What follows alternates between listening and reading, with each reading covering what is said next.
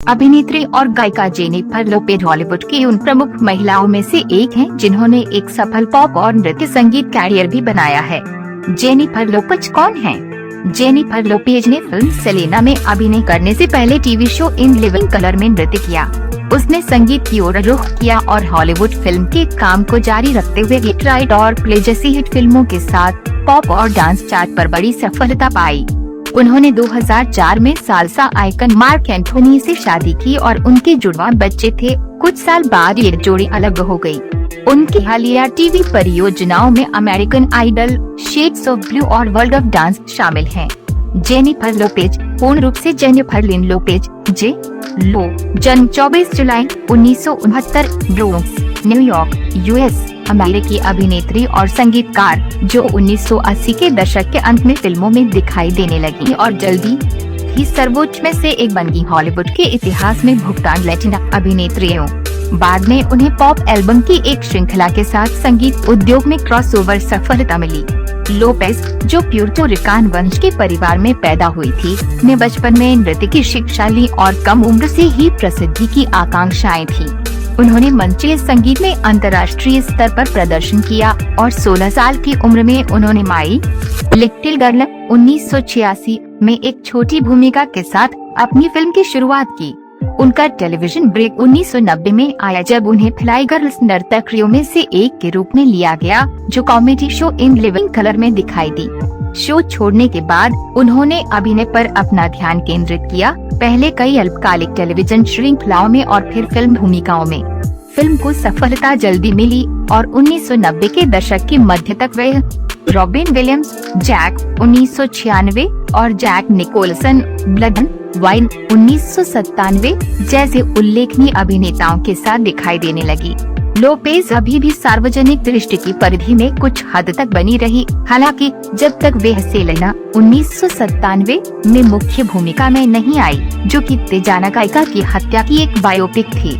उन्होंने Nakoda 1997, U turn 1997, out of site 1998 और the सिल 2000 कॉमर्स सहित कई थ्रिलर और एक्शन ड्रामा में अभिनय किया और उन्होंने द वेडिंग प्लानर के लिए व्यापक प्रशंसा प्राप्त की। 2001 रोमांटिक कॉमेडी में उनका पहला सफल प्रयास। उस रिलीज के तुरंत बाद वर्ष के मध्य में रोमांटिक ड्रामा जल आजाई 1999 में लोपेज ने अपने पहले एल्बम ऑन द चिक की रिलीज के साथ पॉप कलाकार को अपने शीर्षकों की सूची में शामिल किया।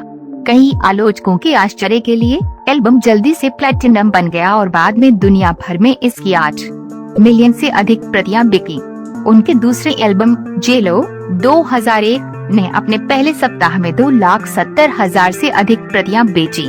लोपेज हाई प्रोफाइल रिश्तों की एक श्रृंखला में शामिल थी। पहले रैपर और निर्माता सीन पफचाटी कॉम्प्स, जिसे बाद में डिडी के नाम से जाना जाता था, और बाद में अभिनेता बेन एफ्लेक के साथ, जिसने उन्हें मनोरंजन मीडिया द्वारा भारी जांच के अधीन किया। 2003 में उन्होंने गिगली में अफ्लेक के साथ अभिनय किया, जिसे आलोचकों द्वारा व्यापक रूप से प्रतिबंधित किया गया था और उनके बाद की कई फिल्में बॉक्स ऑफिस पर निराशाजनक थीं। 2004 में लोपेज ने गायक मार्क एंथोनी से शादी की और ये जोड़ा साल्सा संगीतकार हेक्टर लावो की बायोपिक एल कैंटांटे 2006 में दिखाई दिया।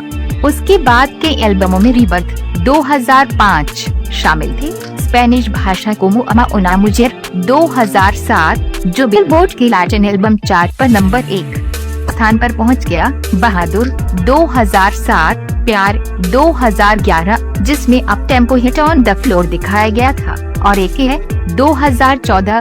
2020 में लोपेज और शकीरा ने Super Bowl halftime show में परफॉर्म किया।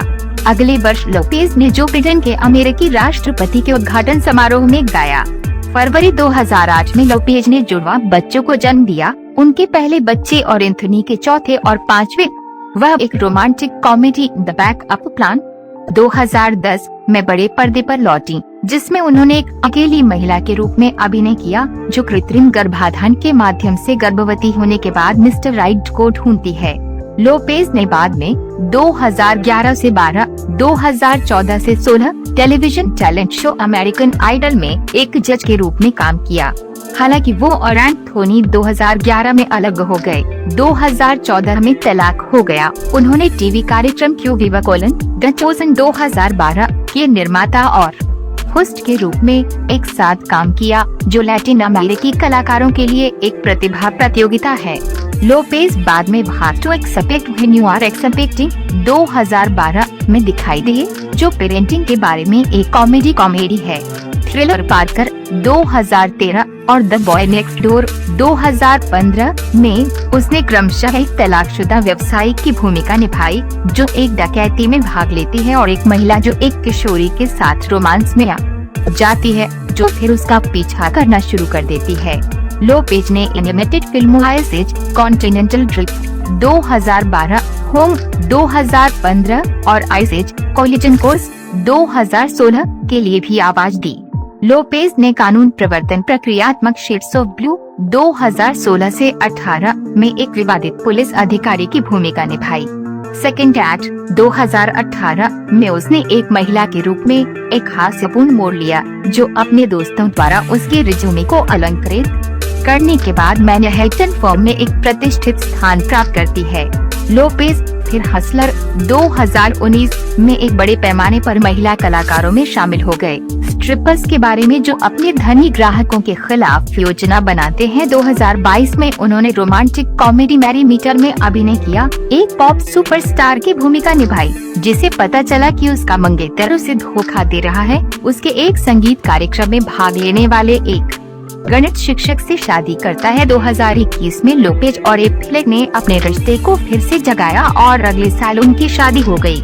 साथ ही 2022 में उनके जीवन और करियर पर केंद्रित डॉक्यूमेंट्री हाल टचाइन जारी की।